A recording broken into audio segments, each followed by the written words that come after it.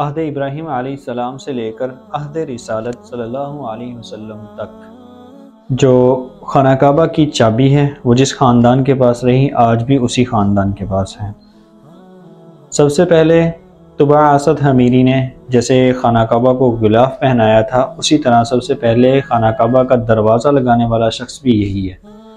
سب سے پہلے کواڑ بھی انہوں نے لگوایا اور قفل بھی انہوں نے تیار کیا۔ قفل کہتے ہیں تالے کو، اور اس کی چابی بھی انہوں نے بنوائی،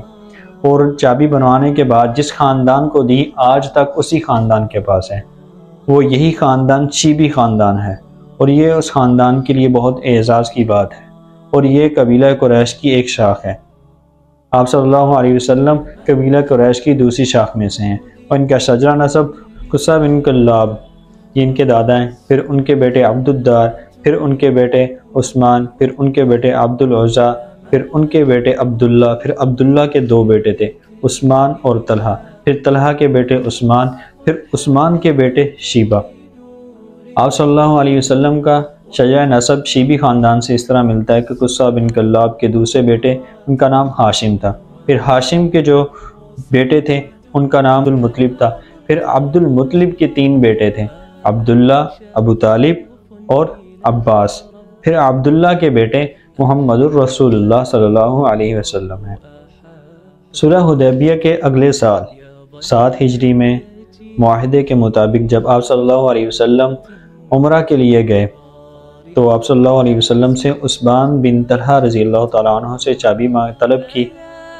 تو انہوں نے چابی نہیں دی، تو آپ صلی اللہ علیہ وسلم نے اسے کہا کہ عثمان، ان قریب وہ دور آنے والا ہے کہ جب یہ چابی میرے پاس ہوگی اور میں جسے چاہوں گا دوں گا۔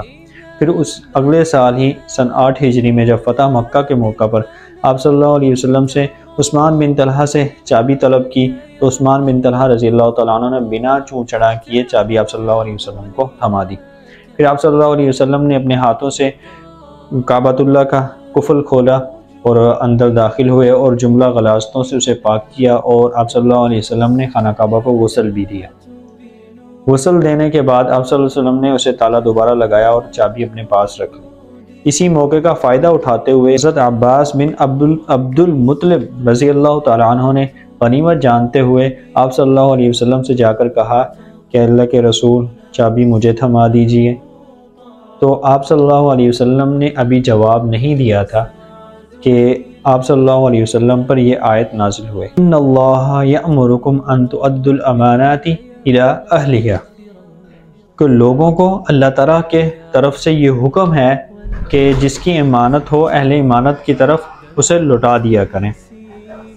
تو آپ صلی اللہ علیہ وسلم نے حضرت عثمان بن طلحہ رضی اللہ تعالیٰ عنہ کو بلایا اور بلا کر چابی انہیں تھما دی